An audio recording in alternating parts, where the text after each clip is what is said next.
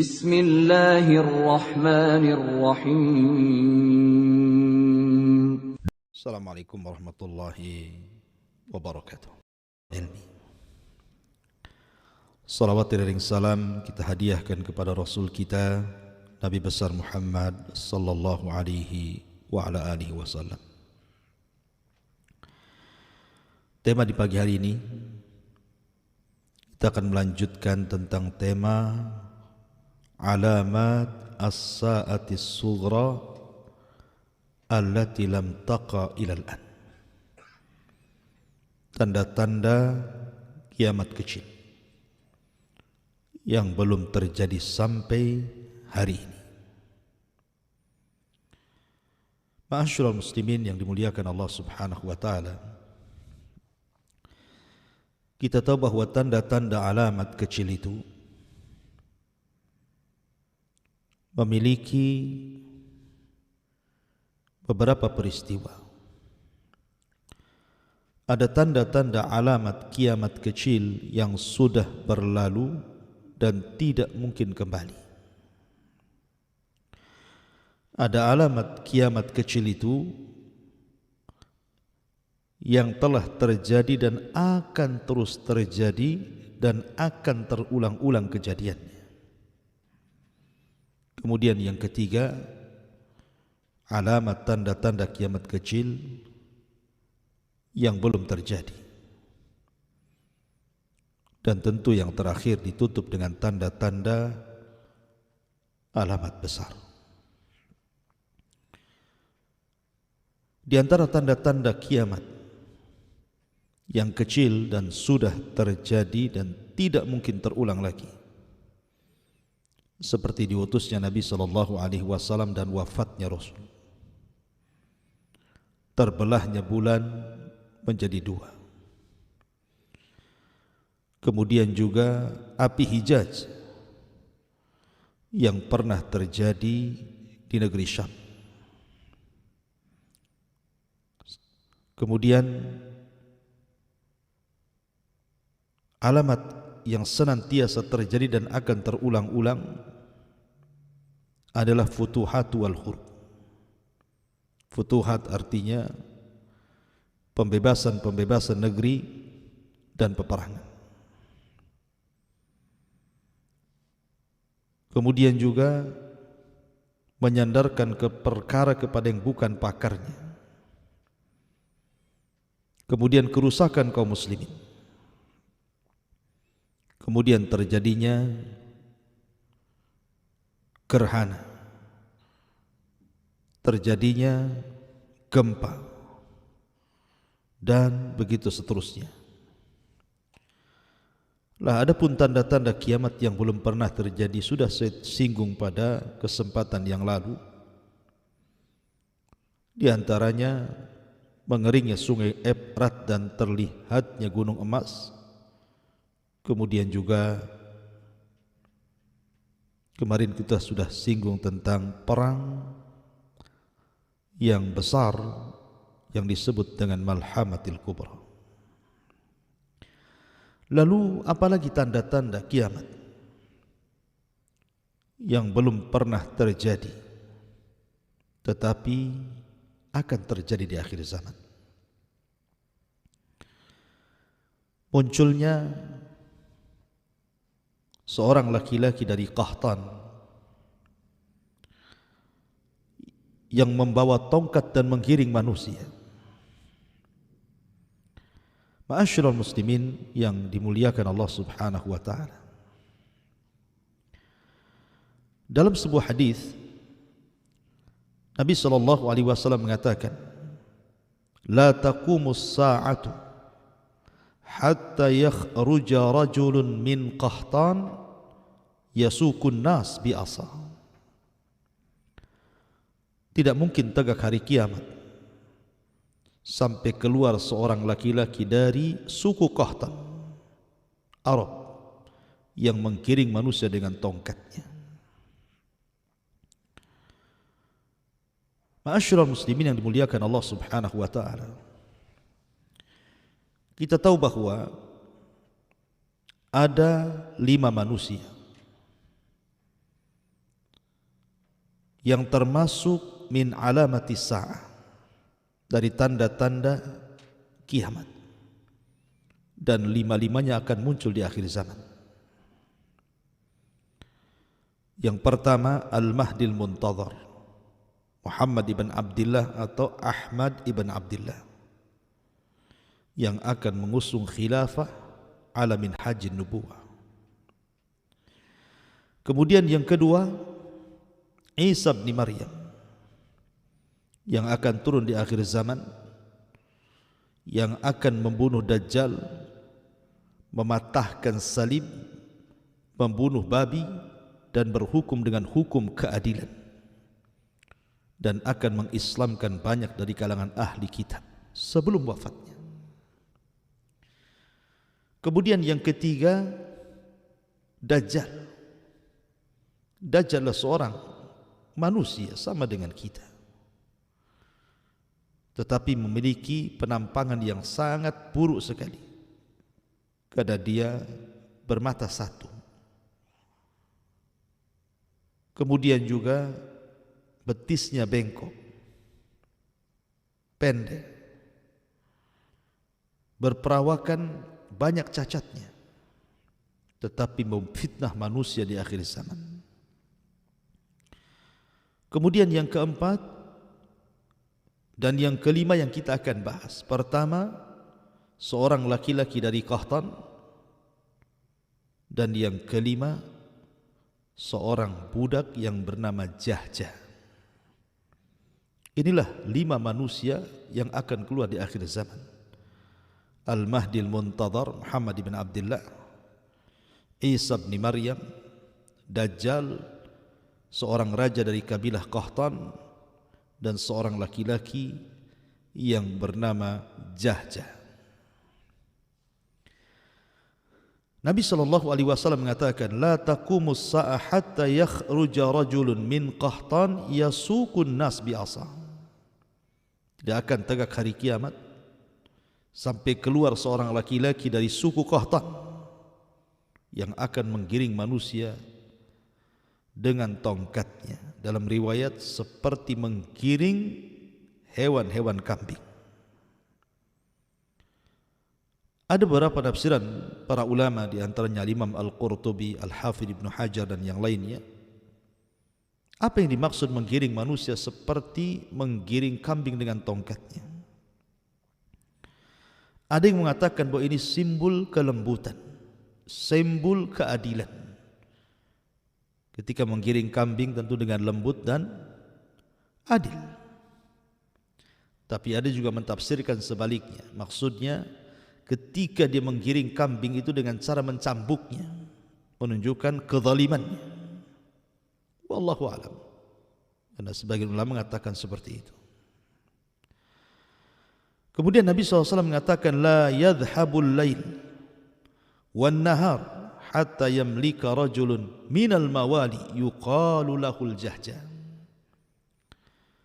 Dan tidak akan pergi siang dan malam sampai datang seorang laki-laki yang akan berkuasa, yang laki-laki itu disebut dengan Jahjah.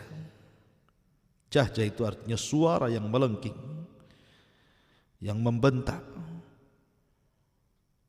Terjadi silang pendapat, apakah rajulun minal Qahtan, laki-laki dari Qahtan itu, dari suku Himyar Yaman, adalah Jahjah, ataukah Jahjah sendiri dan seorang laki-laki dari Qahtan sendiri?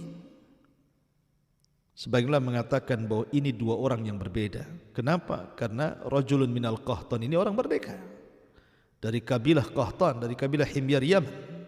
Tapi Jahjah ini bukan orang merdeka, mawali, mantan budak yang dimerdekakan. Ma'asyiral muslimin yang dimuliakan, tapi ada kemiripan, dua-duanya akan berkuasa di akhir zaman. Tapi kapan waktunya? Wallahu a'lam. Hanya Allah Subhanahu wa taala yang tahu tentang waktu berkuasa 2 laki-laki ini. Rajulun minal Qahtan dan juga rajulun yuqalu lahu Jahjah. Seorang laki-laki yang dikatakan dari negeri Qahtan dan seorang laki-laki yang dikatakan Al-Jahjah. Ma'asyiral muslimin yang dimuliakan Allah Subhanahu wa taala. Kemudian juga di antara tanda-tanda kiamat yang belum terjadi adalah munculnya seorang laki-laki dari Ethiopia, dari Habasyah, dari kelahiran Abrahatul Asram yang pernah menghancurkan Ka'bah tetapi tidak bisa karena diserang burung ababil. Seorang laki-laki yang sangat buruk perangainya, namanya Dzu Suwaiqataini.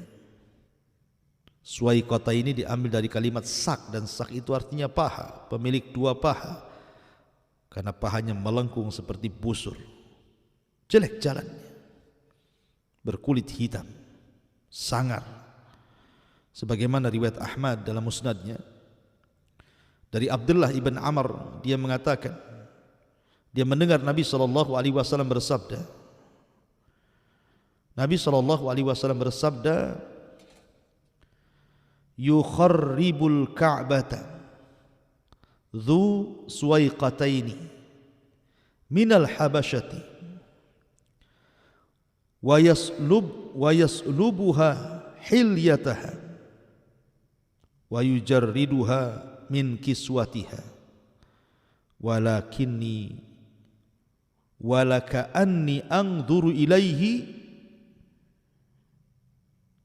Kata Nabi SAW, Ka'bah akan dihancurkan oleh seorang laki-laki yang bernama pemilik dua betis, Dzu Suwaiqataini, dari negeri Habasyah, di mana akan mengambil seluruh perhiasan yang ada terpendam di bawah Ka'bah dan akan menelanjangi Ka'bah dari kiswahnya, dan seolah-olah aku melihatnya, kata Nabi.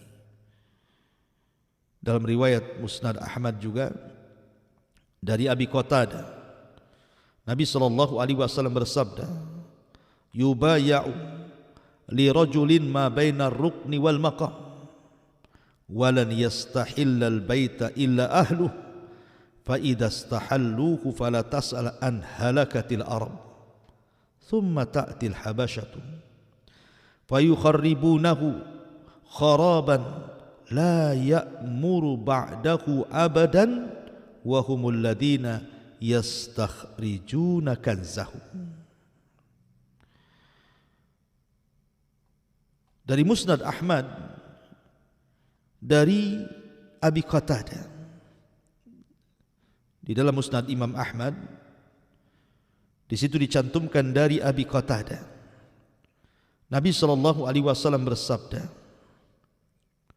bahwa sesungguhnya akan ada laki-laki, maksudnya Al-Bahdil Muntadhar, akan dibaiat di antara sudut tempat Hajar Aswad dan makam Ibrahim,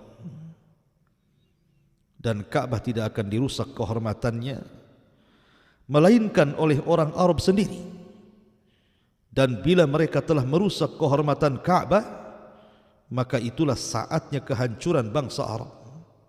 Kemudian datang orang Habasyah meruntuhkan Ka'bah tersebut, yang setelah itu tak pernah dibangun kembali selamanya, dan merekalah yang menggali harta yang terpendam di dalam Ka'bah tersebut.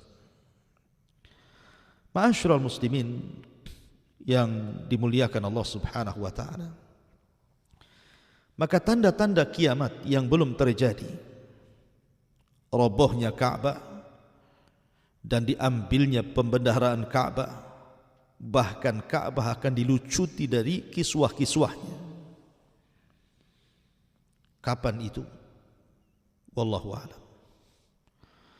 Sebagian ulama mengatakan bahwa peristiwa ini setelah Isa bin Maryam diturunkan oleh Allah Subhanahu wa taala, dan setelah wafatnya Isa bin Maryam. Ada juga mengatakan peristiwanya setelah terjadi azab kepada Ya'juj wa Ma'juj yang dibinasakan oleh Naghaf oleh ulat-ulat kecil. Ada yang mengatakan terjadi setelah munculnya dabatul ar, binatang yang melata dan bisa bicara. Ada yang mengatakan bahwa setelah seluruh alamat tanda-tanda kiamat muncul, barulah Ka'bah dihancurkan oleh Dzu Suwaiqah ini. Tapi ada juga yang mengatakan, dan ini perkara yang masyhur yang sudah saya singgung tadi, bahwa peristiwa itu ba'da mauti Isa, setelah Isa bin Maryam meninggal. Kemudian manusia mulai kembali ke jalan jahat. Mereka kembali murtad, sebagian mereka jadi munafik. Ketika mulai rusak dan tidak ada yang membimbing mereka, tiba-tiba Ka'bah sudah tidak ada yang tawaf di situ. Tidak ada orang umrah dan haji lagi di situ. Maka saat itulah kemudian datanglah dari Ethiopia Habasyah seorang laki-laki yuqalu lahu Dzu Suwaiqataini. Namanya pemilik dua betis, bahasa Arabnya Dzu Suwaiqataini. Datang membawa palu dan pasukan, kemudian menghancurkan Ka'bah sekeping demi sekeping sampai rata dengan tanah. Kemudian mereka menggali isi pembendaharaan apa yang ada dalam Ka'bah itu, dan mereka lucuti Ka'bah dari kiswahnya. Ma'asyiral muslimin yang dimuliakan Allah Subhanahu wa taala. Sebenarnya penghancuran Ka'bah itu pernah dilakukan oleh orang yang sama-sama dari Ethiopia Habasyah. Namanya Abrahatul Asram. Dia dikirim oleh tentara oleh Raja Habasyah ketika itu untuk menghancurkan kerajaan Dzunwas di Najran, Yaman. Karena sudah membantai banyak orang-orang Nasrani Najran dengan tangan besinya Dzunwas. Karena Dzunwas orang Yahudi, sementara rakyatnya mayoritas Nasrani. Akhirnya kemudian orang-orang Nasrani, rakyatnya itu disiksa oleh raja zalim Yahudi yang bernama Dzunwas. Maka diutuslah Abrahatul Asram untuk menghancurkan Najran, membunuh Dzunwas, dan berhasil dengan rekan jenderalnya namanya Riyad. Kemudian belakangan singkat kata Abraha pun berkuasa di Yaman. Dan lebih singkat lagi ceritanya, tiba-tiba ketika dia membangun sebuah tempat ibadah dan tidak ada satupun orang Arab yang datang, ternyata alasannya Ka'bah, ditambah kemudian dihinakan. Maka dia marah berujung dengan ingin menghancurkan Ka'bah. Tetapi apakah berhasil? Tidak berhasil. Abraha tidak bisa berhasil menghancurkan Ka'bah, padahal secara keyakinan Abraha itu lebih berpetunjuk dibandingkan orang-orang kafir Quraisy. Ya, karena orang-orang kafir Quraisy itu penyembah Lata, Uzza, Hubal, Manat dan patung-patung yang lainnya, musyrikun, ahli syirik. Tetapi Abraha tidak. Abraha itu ahli kitab. Dia Nasrani. Turun padanya kitab Injil. Artinya bahwa secara hidayah ad-din, agama, Abraha itu jauh lebih baik dibandingkan orang-orang musyrik Arab. Tapi kenapa Abraha tidak diizinkan menghancurkan Ka'bah? Justru dia yang dihancurkan. Dikirim burung ababil, tarmihim bihijaratin min sijil faja'alahum ka'asfin ma'kul. Dibinasakan oleh burung-burung ababil, tentara-tentara Allah Subhanahu wa taala. Rupanya Ka'bah dihormati, dilindungi Allah Tabaraka wa ta'ala, karena 50 hari setelah peristiwa ini akan lahir Sayyidul Anbiya wal Mursalin, pemimpinnya para nabi dan rasul. Sebab itulah Allah jaga Ka'bah dari penyerangan Abrahatul Asram ini. Tetapi nanti di akhir zaman muncul pengganti Abrahatul Asram, namanya Dzu Suwaiqataini. Dia bawa palu dan pasukan, dia hancurkan Ka'bah sekeping-keping sampai dia ambil pembendaharaannya. Dan itu satu di antara tanda-tanda kiamat yang belum berlaku. Ma'asyiral muslimin yang dimuliakan Allah Subhanahu wa taala. Sebenarnya Ka'bah sendiri sudah bolak-balik dirobohkan dan dibangun. Sejak zaman Nabi Adam alaihi salam sampai kepada Ibrahim sudah tidak ada lagi bekas bangunannya, hanya pondasinya. Ibrahim menaikkan Ka'bah, Baitullah Al-Haram. Kemudian di masa Nabi SAW berusia 15 sampai 17 tahun terjadi banjir dan perang Fijar sehingga menghancurkan separuh Ka'bah. Akhirnya orang-orang Quraisy pun merobohkan semuanya dan membangun dengan cara bangunan yang baru dari harta yang halal, sehingga karena tidak cukup sehingga Ka'bah tidak dibangun semua, hanya bisa dibangun separuh, sehingga Hajar Ismail keluar dari Ka'bah. Kemudian di zaman Abdullah ibn Zubair berkuasa, dihancurkan Ka'bah itu, dibalikin bangunan Ibrahim oleh Abdullah ibn Zubair, tapi oleh Ibnul Malik ibn Marwan dirobohkan lagi, kemudian dibangun seperti ala jahiliyah.